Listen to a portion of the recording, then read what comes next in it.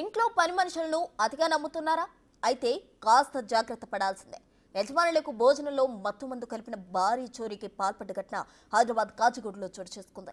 2 కిలోల బంగారు ఆభరణాలు, 3 కోట్ల రూపాయల నగదుతో ఉడాయించినట్టు సమాచారం. ఈ విషయాన్ని పోలీసులు గోప్యంగా ఉంచుతున్నారు. కాచిగూడ లింగంపల్లిలోని అమ్మవారి ఆలయం సమీపంలో ఓ పారిశ్రామికవేత్త ఇంట్లో భారీ చోరీ జరిగింది. వారం రోజుల క్రితం నేపాల్కు చెందిన భార్యాభర్తలను ఇంట్లో పనికి పెట్టుకున్నారు. వేసవి సెలవుల నేపథ్యంలో ఆయన కుమారుడు కోడలు విదేశీ యాత్రకు వెళ్లారు. పారిశ్రామికవేత్త ఆయన భార్య మాత్రమే ఇంట్లో ఉన్నారు.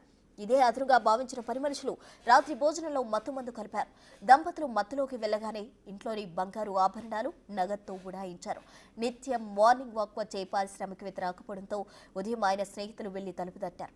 అప్పటికీ మత్తులో ఉన్న బాధితుడు తలుపు తీశాడు. ఆ తర్వాత దొంగతనం విషయం బయటపడింది. సమాచారం అందుకున్న పోలీసులు కేసు నమోదు చేసి దర్యాప్తు చేస్తున్నారు.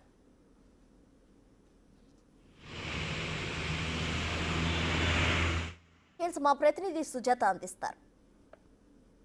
పోలీస్ స్టేషన్ పరిధి లింగంపల్లి ప్రాంతంలో ప్రముఖ వ్యాపారవేత్త హేమరాజ్ ఇంట్లో నిన్న సాయంత్రము భారీ చోరీ చోటు చేసుకుంది. ఇంట్లో పనిచేస్తున్నటువంటి నేపాలీ సంబంధించినటువంటి వ్యక్తులు గత కొన్ని నెలల క్రితం ఇంట్లో పనిచేస్తాము అని ఇక్కడికి వచ్చారు.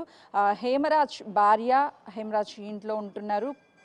కొడుకు కోడలు టూర్ నేపథ్యం బయటికి వెళ్ళారు. అయితే నిన్న వాళ్ళు తినేటువంటి అన్నంలో మత్తు పదార్థం కలిపి ఇంట్లో భారీ నగదు బంగారం ఉన్నది గమనించినటువంటి వాళ్ళు ఎలా కాజేయాలని పక్కా ప్లాన్ ప్రకారమే తింటున్నటువంటి అన్నంలోనే ముందుగానే మత్తు పదార్థాన్ని కలిపి వాళ్ళు గాఢ నిద్రలోకి వెళ్ళిన తర్వాత లాకర్స్ అన్నిటినీ ఓపెన్ చేసి ఇంట్లో ఉన్నటువంటి 2 తులాల బంగారాన్ని, 3 కోట్ల నగదుని, కొంత వెండిని కూడా తీసుకొని ఇక్కడ నుంచి పారిపోయినట్లు చెప్తున్నారు. ప్రస్తుతం నిన్న రోజు వాకింగ్కి వచ్చేటువంటి హేమరాజ్ ఈరోజు వాకింగ్కి రాలేదు ఏంటి అని చెప్పి తన సన్నిహితులు ఇంటికి వచ్చినటువంటి టైంలో వాళ్ళు మత్తులో ఉండి అసలు ఏం జరిగింది ఏంటి అనేది తెలియక ఒక్కసారిగా మేము గాఢ నిద్రలోకి పోయాము అని స్నేహితులకి చెప్పడంతో ఇంట్లో బంగారం నగదు మొత్తాన్ని గమనించారు. ఏమీ లేకపోవడంతో పని వాళ్ళే ఇదంతా చేసి డబ్బుల కోసం చేశారని గమనించి పోలీసులకి ఫిర్యాదు చేశారు. ప్రస్తుతం వాళ్ళు హాస్పిటల్లో ట్రీట్మెంట్ పొందుతున్నారు. ఒకసారి ఇంటిని కూడా చూడొచ్చు మనం.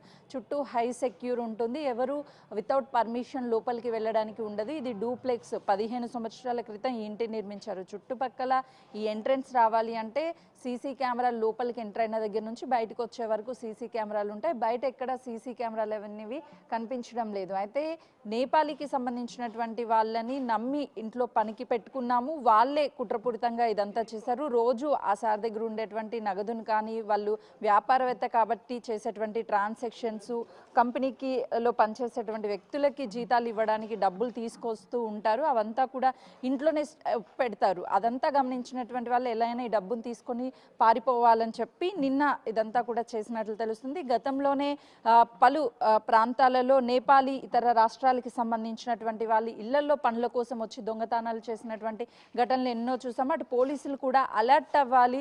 ప్రతి ఒక్కరూ ఇతర రాష్ట్రాలకి సంబంధించినటువంటి వాళ్ళని పనిలో పెట్టుకునేటప్పుడు ఖచ్చితంగా వాళ్ళ వివరాలు, ఆధార్ కార్డు కావచ్చు, వాటి అన్నిటినీ పోలీస్ స్టేషన్లో ఇవ్వాలి అని చెప్పేసి గతం నుంచి కూడా అవేర్నెస్ కల్పిస్తున్నారు. కానీ ఇలా నమ్మి బయట రాష్ట్రాలకి సంబంధించినటువంటి వాళ్ళని ఇంట్లో పనికి పెట్టుకున్నటువంటి సమయంలో వాళ్ళు ఇలాంటి దొంగతనాలు చేసి పరారవుతారు. కానీ వాళ్ళు ఎక్కడి నుంచి వచ్చారు, వాళ్ళకి బంధువులు ఎవరు, స్నేహితులు ఎవరు, ఇలాంటి వివరాలన్నిటినీ కూడా వాళ్ళని పనిలో జాయిన్ చేసుకునేటప్పుడు తీసుకుని అటు పోలీసులకు కూడా ఇవ్వకపోవడం వల్ల ఇలా దొంగతనాలు జరిగినప్పుడు వాళ్ళ ఐడెంటిటీ చేయడం అనేది కొంతవరకు కష్టంగా మారుతుంది. నేపాల్కి సంబంధించినటువంటి భార్యాభర్తలు ఇద్దరు కూడా ఇదో ఇంట్లో పనిచేస్తున్నారు. వాళ్ళకి సంబంధించినటువంటి చుట్టాలు ఎవరు, ఫ్రెండ్స్ ఎవరు అని చెప్పి పోలీసులు ఆరా తీస్తున్నారు. కేసుని ఇన్వెస్టిగేషన్ చేసుకొని చుట్టుపక్కల ఉన్నటువంటి సీసీ కెమెరాలను కూడా పరిశీలిస్తున్నారు. ప్రస్తుతం హేమరాజ్ ఆరోగ్య పరిస్థితి, తన భార్య ఆరోగ్య పరిస్థితి నిలకడగా ఉన్నట్లు తెలుస్తుంది. పోలీసులు మాత్రం కేసుని ఇన్వెస్టిగేషన్ చేస్తున్నారు. కెమెరామెన్ సంజుతో సుజాత, కాచిగూడ.